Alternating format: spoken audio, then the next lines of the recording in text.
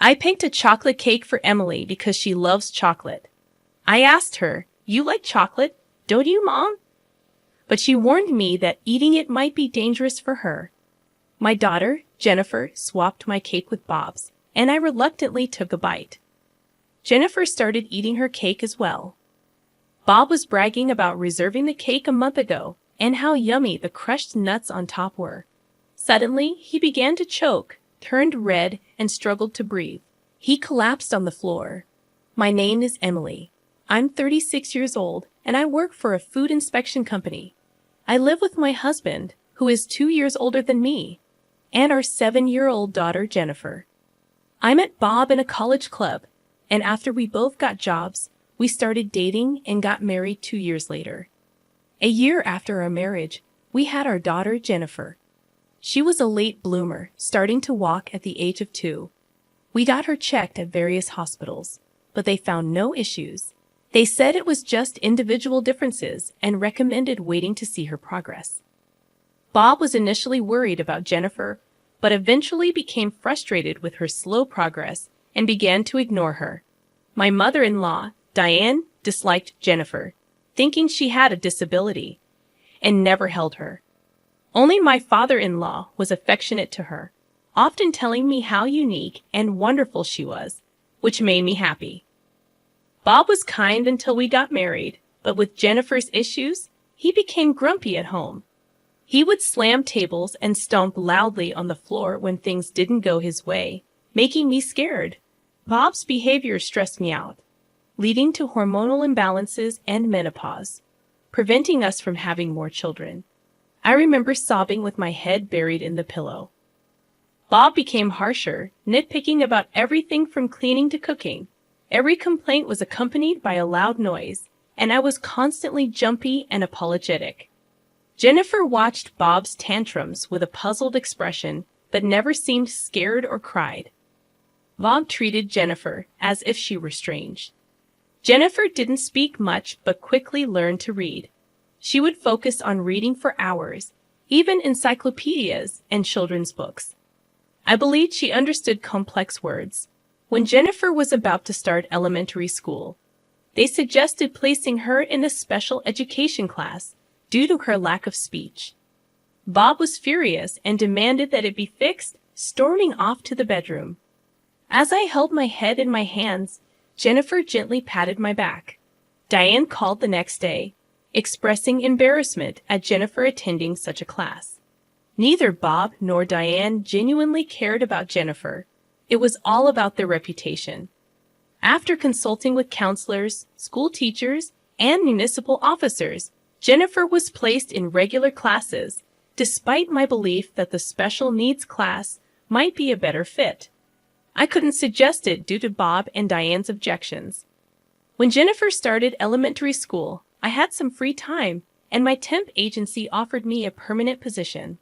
The job felt fulfilling compared to the stifling atmosphere at home. When I discussed it with Bob, he hesitated but asked me to take care of the house like before. He wanted help from Diane too. Diane began visiting our house frequently, making sarcastic remarks about the mess and my cleaning habits, which made me more meticulous, but she continued to complain. I endured the bullying from Diane for weeks, but I couldn't handle it anymore. I told her I could manage the house on my own, and she reluctantly agreed to stop coming over. However, right after that, Bob started spending more time at his parents' house. A little later, when Jennifer was in 2nd grade, my father-in-law, who had always been kind to her, suddenly passed away. At the funeral, I found it strange that Bob and Diane occasionally glanced at each other and laughed. It felt odd because funerals are usually sad occasions. With my father-in-law gone, Jennifer lost her only ally, and I felt uneasy. Juggling housework, childcare, and a full-time job had worn me out, and I fell sick with a fever. I asked Bob for help with dinner, but he refused, saying he didn't want to catch a cold from me. He stayed at his parents' house for a whole week. As I started to feel better, I was offered a promotion as a section manager at work. I was thrilled, but it also felt like a heavy burden considering my responsibilities at home.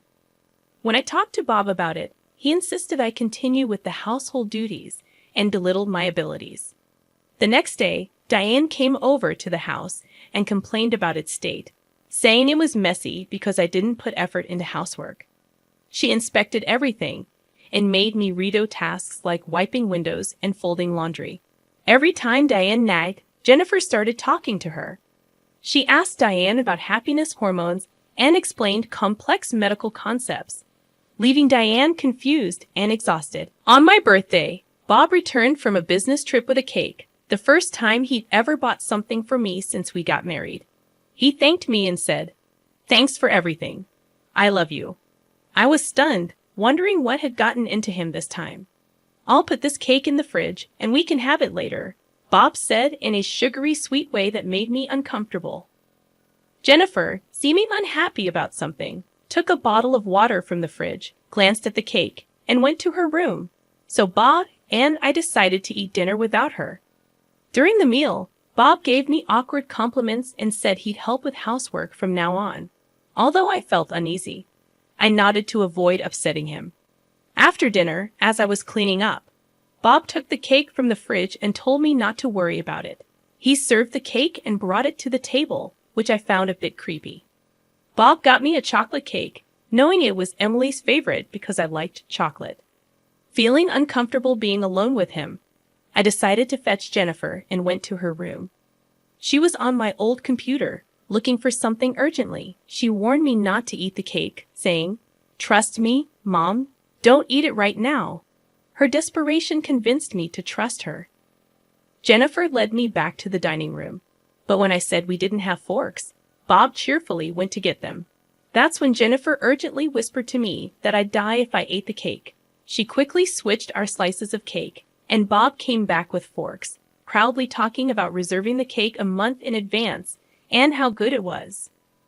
Suddenly, Bob started choking, turned red, foamed at the mouth, and collapsed to the floor. It seemed like an allergic reaction. Both Bob and I had buckwheat allergies, but there shouldn't have been any buckwheat in the cake we were eating. Jennifer calmly told me to call 911 and handed me her phone. I followed her instructions and also hit Bob on the back as she told me to do. After I called 911, the ambulance came, and they took Bob to the hospital. He was out of danger after receiving treatment, but they kept him there for a few days as a precaution. I wondered how Jennifer knew something really bad was going to happen. After completing the hospital paperwork, Jennifer showed me a wrapper from buckwheat cookies she found in the trash. She explained that the cake Bob brought home had a half-peeled sticker, and she checked the trash, finding an unfamiliar wrapper online, discovering it contained buckwheat flour. I shuddered, thinking if it weren't for Jennifer, I might have eaten the cake and ended up in the hospital. I thought about calling the police, but Jennifer warned me that reporting it might make me a suspect. She went into Bob's study, searching for clues. She found a notebook detailing the plan, involving my father-in-law and Diane. The note mentioned my birthday, and it became clear they were plotting against me.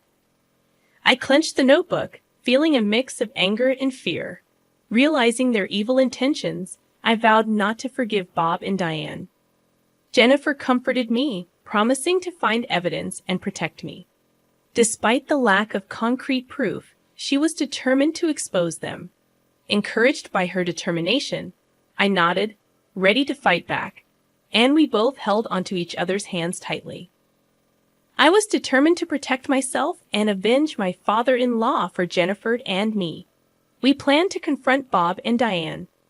First, we had to lure them to our house. I asked Diane for Bob's favorite recipes, pretending I wanted to cook for him after his hospital stay. She came over, and while I learned the recipes, Jennifer checked her purse and found the buckwheat cookies.